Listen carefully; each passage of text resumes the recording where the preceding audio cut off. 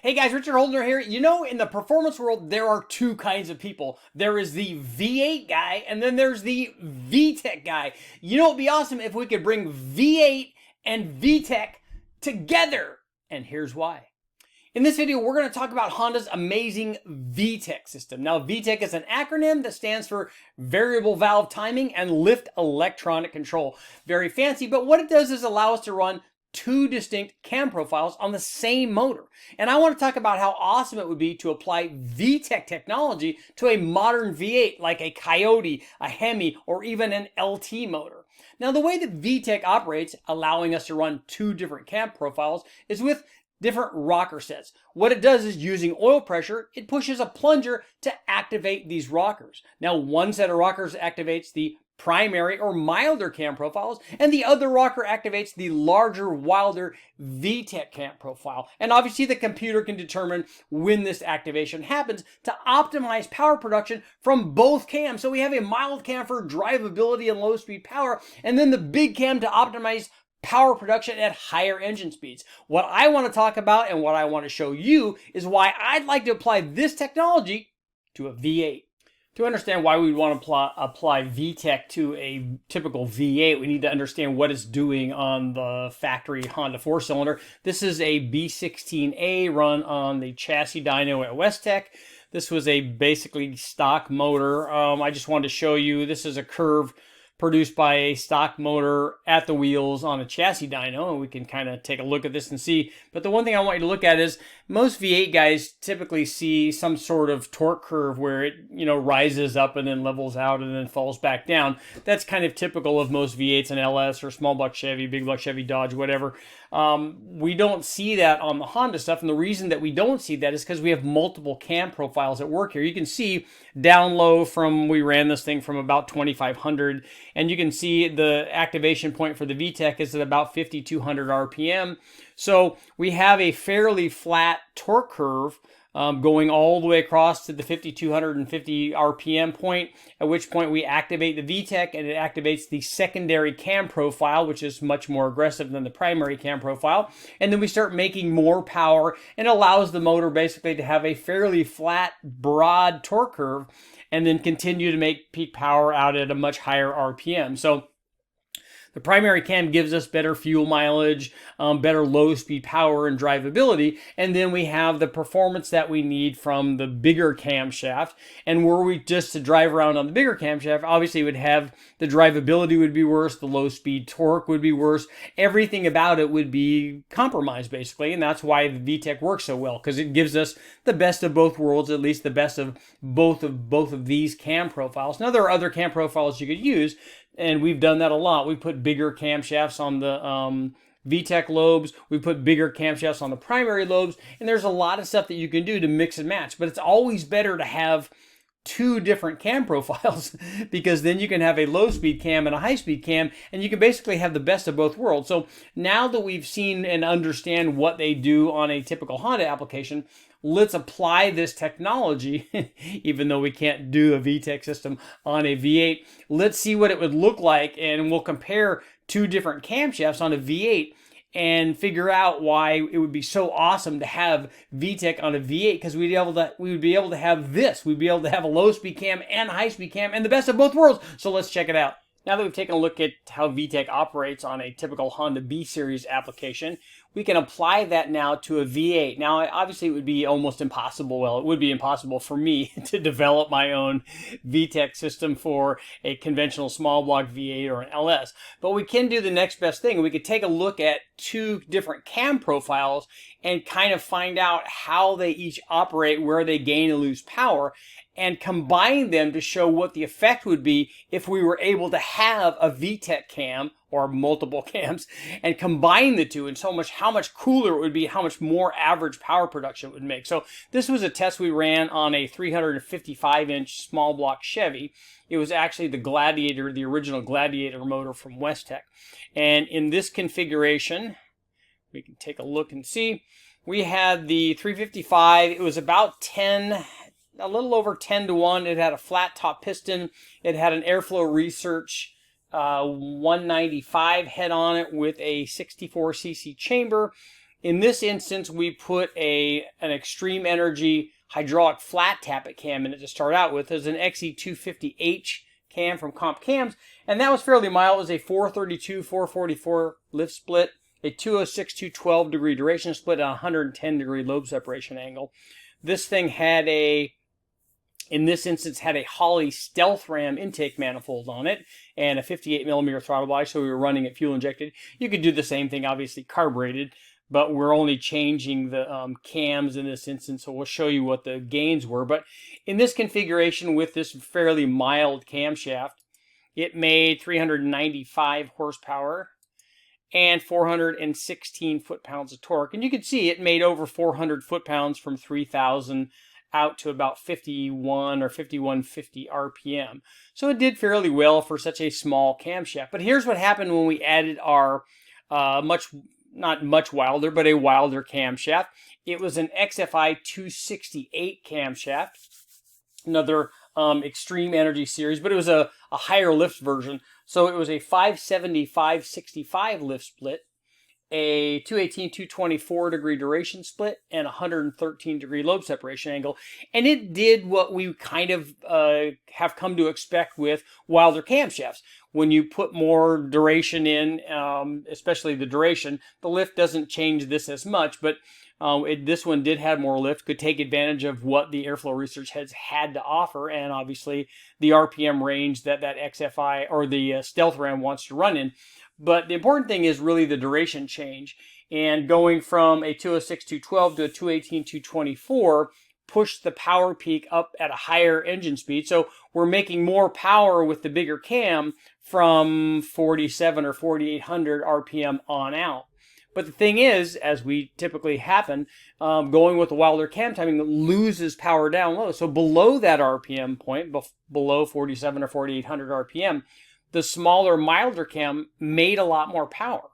And that's what we see when we run cams. And normally guys don't see any of this because they don't usually compare two camshafts unless some guy like me runs it on a dyno test and shows you what's happening. Normally they would just put one cam in and go, okay, if they put the bigger cam in, yeah, it made 435 horsepower and the peak torque checked in at 416 foot-pounds. So similar peak torque numbers, but as you can see, there's a dramatic difference in the power curves of these two camshafts. So the ideal situation, as we showed with the Vtec stuff on the B Series Honda, would be to have both. And that's how cool it would be. If we take a look at the torque curve, if we had all of this torque from the small cam starting at above 400 foot-pounds at 3,000 RPM, and then we're able to switch over from the small cam to the big cam right here at this 4,700 RPM where they cross over, because that's the ideal point to switch over from one to the other where the bigger cam starts making more power, we could carry the torque curve out further, and we would see that we could, if we had Vtec on this V8, which would be totally awesome, we would now be able to make 400 foot-pounds of torque for another, we would extend it out basically another 500 RPM, which would be fantastic. And not only that, we would have a lot more peak power. So from 4,700 RPM on out, we would be making much more power. We'll be able to rev the motor out and enjoy all the things that the guys that have Vtec Hondas have come to enjoy, obviously, for years. So this would be very cool to apply to a V8, and this is what it would look like. Basically, we would have all of the low-speed power, we would have all of the high-speed power, and we would have the best average power of either one of these two cams by combining them, which would be the awesome thing for Vtec, which is why I wish we had it on small blocks and big blocks and LSs, and basically every V8 combination would be totally cool. Let's take a look at another example of where Vtec would be awesome, having two different cam profiles on the same motor, and this is on an LS application. This is on your typical junkyard 5.3 liter LM7. We ran this thing stock, and I ran it with a bunch of different cams, but I want to show you the factory cam versus a factory LS9 camshaft. And here's a perfect example where it would be great to have the low speed power of the LM7 cam and then the top end power of the LS9 cam, which is notoriously weak down low, as we will see, but it's kind of cool to see the combination of both of them. So here's our factory LM7. It made 353 horsepower and 383 foot-pounds of torque. Again, this is just the way that we run it with long tube headers. We run it cold. It has no accessories. It has no air intake. It has no cats. It just has headers and exhaust on it. So it's in an optimized trim. So that's why this thing is making more than the power rating. But this is with the factory LM7 cam, which is the mildest of all of the factory LS offerings. So it's shared by the LR4, the 4.8 liter, and the early 6 liter LQ4. So here's what happened when we ran. I probably ran 25 or so different camshafts, but here is what happened when we added the LS9 camshaft. The LS9 camshaft picked up a ton of power, and the LS7, which is almost identical, picks up the same power output if you run it with the same rocker ratio. But run with the LS9 cam, it picked power up to 419 horsepower. Peak torque was up a little bit to 394 foot-pounds, so about a gain of about 10 foot-pounds. But as you can see, below 4,500 RPM, the LS9 cam basically lost a ton of power. So what would be ideal is to be able to have this mild LM7 cam from 2,000, or, you know, obviously as low as it would be down in the idle, from there all the way out, and then have a Vtec setup where we could use the LS9 cam from 4,500 RPM on out to 6,500 RPM. And these are only mild factory cams. I mean, the potential gains for something like this on a V8 would be even better if we went with wilder cam timing. So if we had a bigger jump, we could carry out the RPM, the activation RPM a little bit farther, and we could have even wilder cam timing, because there are a lot more aggressive cams than the factory LS9 cam. This was just a good example because it showed a good crossover where one is making more on top and one is making more on the bottom. But the differences would be even greater if we were to put a 224 cam or a 227 or 231 cam in this 5.7 liter. We could show even greater differences. But this is why Vtec would be so awesome. And this happens all the time. It happens with camshafts. It happens with intake manifolds, especially where we see that, hey, a short runner manifold makes more power at the top and a long runner manifold makes more power on the bottom. But the only thing then better than either one of those would be obviously to have both of those. And it's the same situation with cam timings, which is why Vtec on a V8 would be awesome. Okay, guys, what did we learn from our discussion on a Vtec V8, which obviously I think would be awesome? I know I'm not going to convince the V8 guys who have the displacement to go down and try a small displacement Honda motor because it has Vtec. I know that those are going to be different people. I'm just saying that if you could have Vtec on your V8 and you could have boost and all of the other things, it would be totally awesome, because the only thing better than having one cam profile in your V8 obviously would be to have two or even more. Now, as we talked about a little bit, variable cam timing, VVT, where we can advance and retard the cam timing, can also improve the efficiency of the camshaft. And a lot of the newer motors, the Gen 4 LS stuff has that, the Gen 5 LT stuff has that, the L83, the L86, and the LT1, which is good. It does help with the average power production, because you can think about this two ways. If you put an aggressive cam profile on it that makes good top end power, you can advance that camshaft and improve the low speed power. And conversely, if you put a mild cam timing in it, you can retard that cam timing to improve the top end power of your milder cam. So you can go either way. So if you do your camshaft and optimize it for use with variable cam timing with VVT,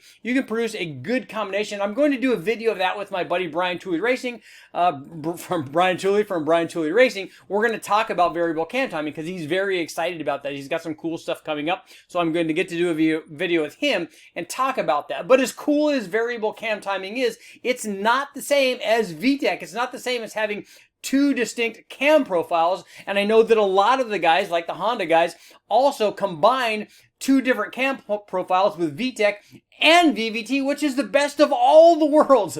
So that's why I want Vtec and a V8. I'm Richard Holder, guys. Thanks for watching. Make sure to like, share, subscribe, ring the bell, do all that stuff, and I'll keep testing.